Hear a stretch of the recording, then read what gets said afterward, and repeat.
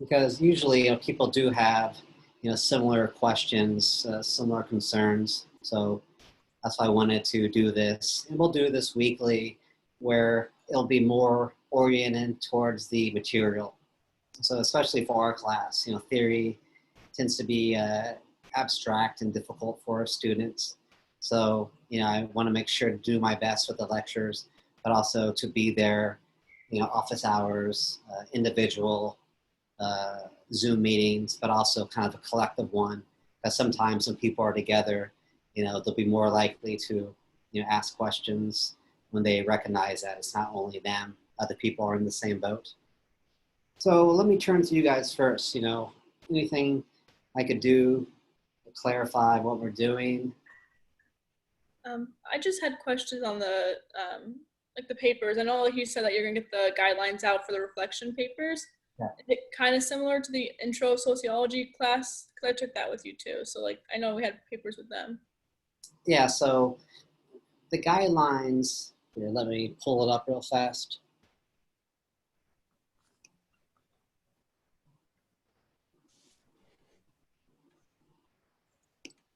They're a little bit different than those reaction papers because I specifically tell you what I want you to do.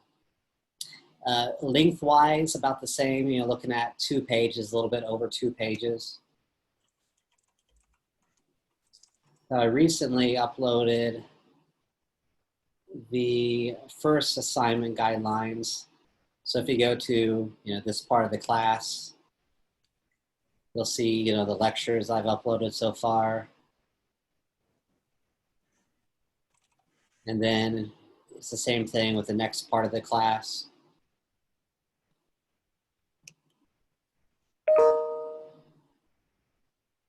So, the first part, here's the classical theory. So the next part, the classical theory, which we start next week, you'll click on that. And right there is where you're gonna find, all the different assignments for that, and the in-class assignments, and also the reading paper guidelines. And so every one will be basically the same. You guys can see this on your computer?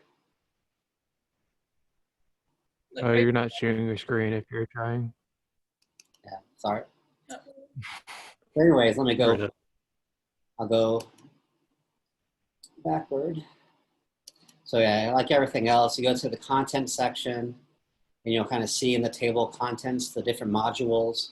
And with those modules, just kind of go to where we are in the class. So if you go to the first one, this is this week where we have our introduction to theory, the different lectures. And also, you jump to our next class.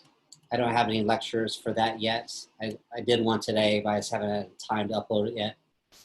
But you'll see the paper guidelines and all the in-class assignments there. You click on that, and every reaction paper, the guidelines will be more or less the same in terms of you have 5 different questions. And some of the questions are general questions, like here, the first one, what is the theme or the type of theory in the Communist Manifesto? And you just say it's a theory of social whatever, social change perhaps. And then for a few questions, they'll be kind of tied into your reading. And for those, actually give you the page numbers kind of within where you find the information you need to find. And then usually at the bottom, I can ask another question related to the reading, but again, kind of a general question. So that's how you access those. They'll be on our D2L site in the content section. And basically it follows our syllabus. So just kind of follow along in your syllabus and you'll kind of know where to look in our D2L section in terms of the dates and when the assignments are due. And then you'll turn in the assignments, assessments, assignments. And then you'll see basically, where everything is, drop them off there. And this is the same place I'll be grading them. So basically the same place, you drop it off. I'll get your papers. and I'll give you my feedback and grade within the same space. So basically, you'll be able to read, what you did correctly, what you need to change, and then also the points that you received for that specific assignment. So you can just keep track of, your points throughout the semester. So any other questions about assignments or getting a hold of information? No. Yeah, that was my only question. And so, just keep up with those class logs, because, I will tell you when I upload different guidelines for assignments, when I upload the lectures, the lecture videos and the PowerPoints. Like I said, I just finished one today, and I'll probably send out an email tomorrow to you, let you know that it's there. Yeah.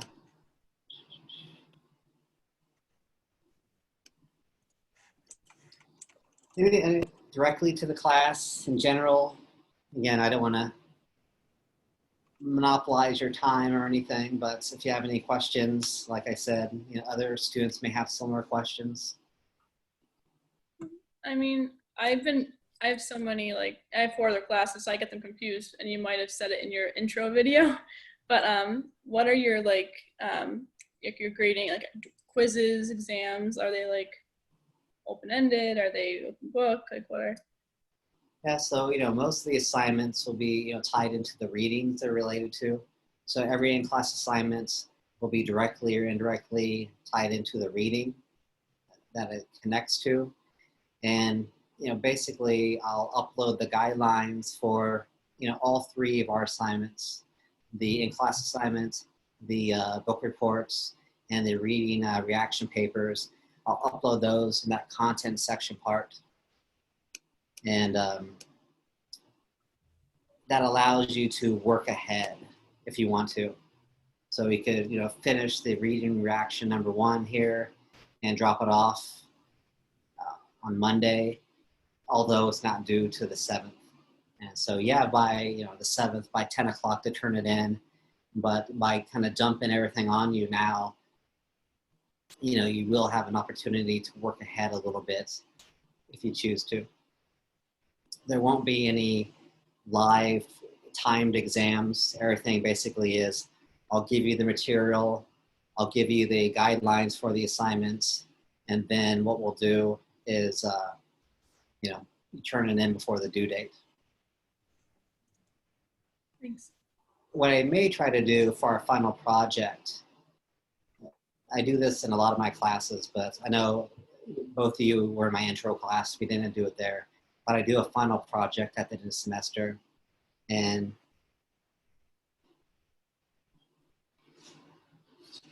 just trying to look for an example of this.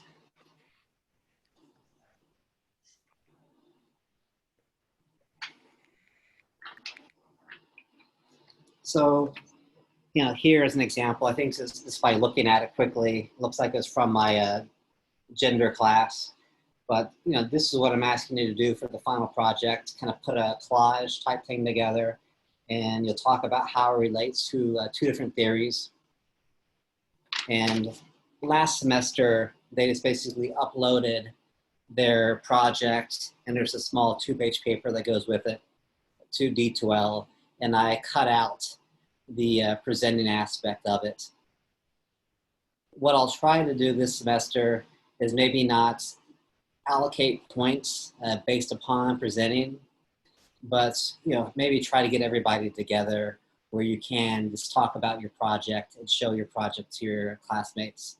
It's always fun for me at the end of the semester, you guys to be creative. So rather than do another paper, you guys can be creative, kind of put something together, and just kind of talk about kind of what your project represents and why you chose to visualize it in that way. So I had that in the back of my mind. That would be one time we all try to get together and kind of have a live, synchronous aspect to the class. So, anything else I can help you with? No, I'm good.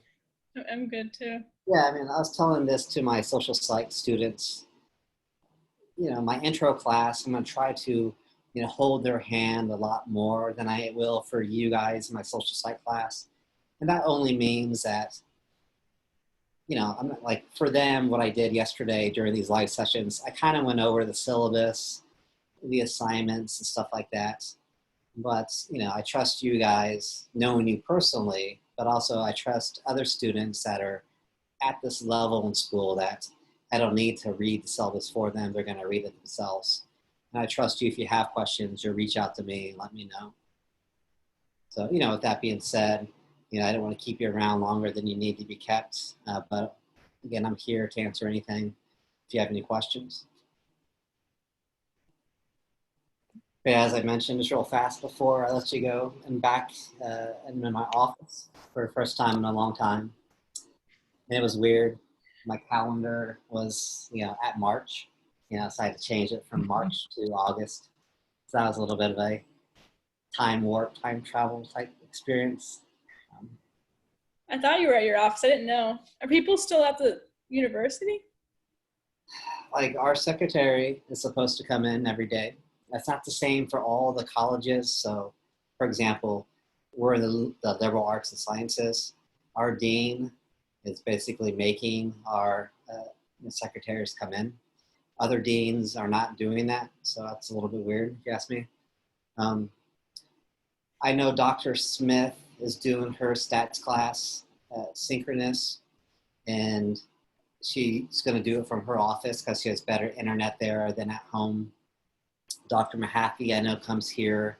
I think she does some stuff from her office, I think maybe one day a week. But for the most part, it's empty. Like I saw a few students just kind of roaming around a little bit. But you guys living close to here, it does feel a little bit different. It's a little bit more populated. I think some students have moved back to apartments. You may have been somewhere else during the summer, but people have moved back to their kind of off-campus apartments.